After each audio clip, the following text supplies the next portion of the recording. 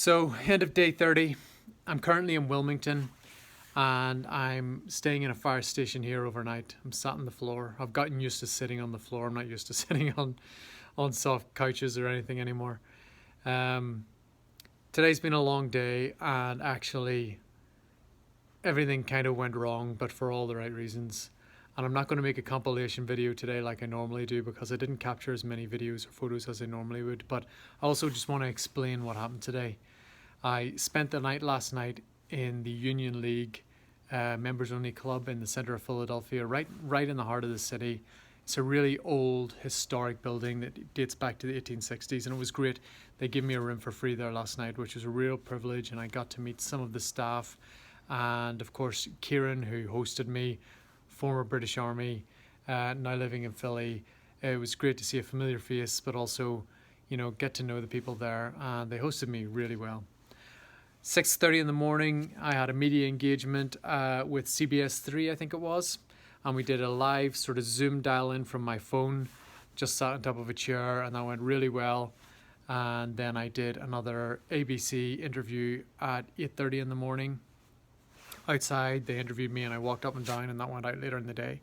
And I know that hit a lot of people because as I was walking along the route, I met a lot of people who said, "Hey, I know you, I saw you on the TV.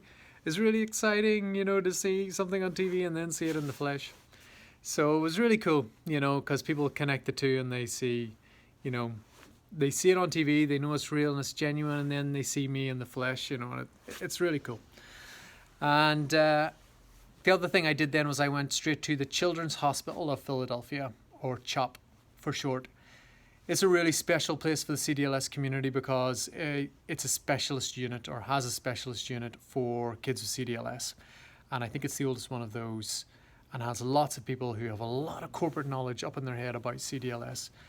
And of course we want to get those people involved in our research in taking treatments and the development of treatments to the next level for CDLS.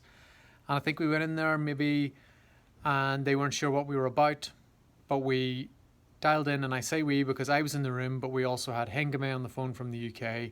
We had some of our scientific team from California, the West Coast there, and we had Jax on also representing everything that we're doing with them.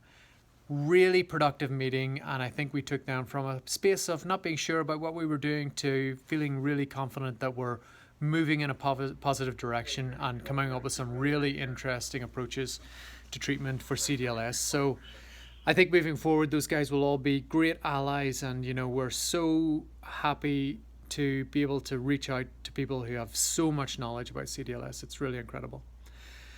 And then I went to meet Lainey, who is a really special woman who has rare disease in her life from her daughter, and really understands this space. And she's working on a really special project to create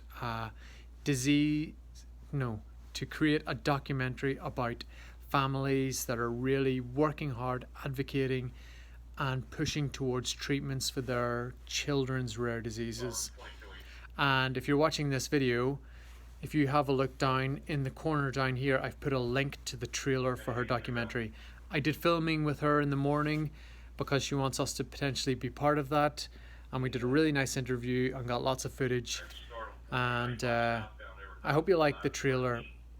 As with everything in the rare disease space, it's struggling to make money to make the film a reality, because rare disease isn't something people are talking about. The money can be difficult.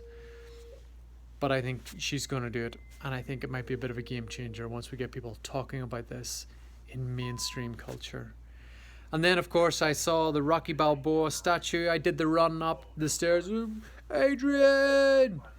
And that was really fun. That was high on my list of things to do because maybe sounds silly, but for Hengame and I, Rocky Balboa is a bit of a role model, because Rocky's always the underdog. He doesn't have the big training budget. He doesn't have specialist gyms or facilities, but he's got a winner takes all attitude, and he's the underdog. And like us, no matter how many times you beat him down, he just comes back scrapping and fighting until he wins the day. And so it was really cool to see his statue. It was cool to do the run up the steps.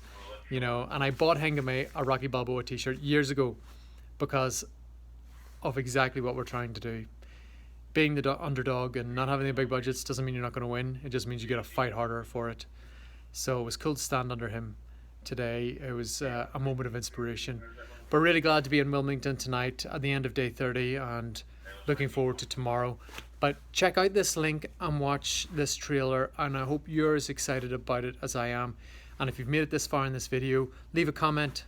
Let us know what you think about the trailer, because Lainey would love to get this off the ground, and so would I, and so would so many rare disease families. Thanks everybody for watching.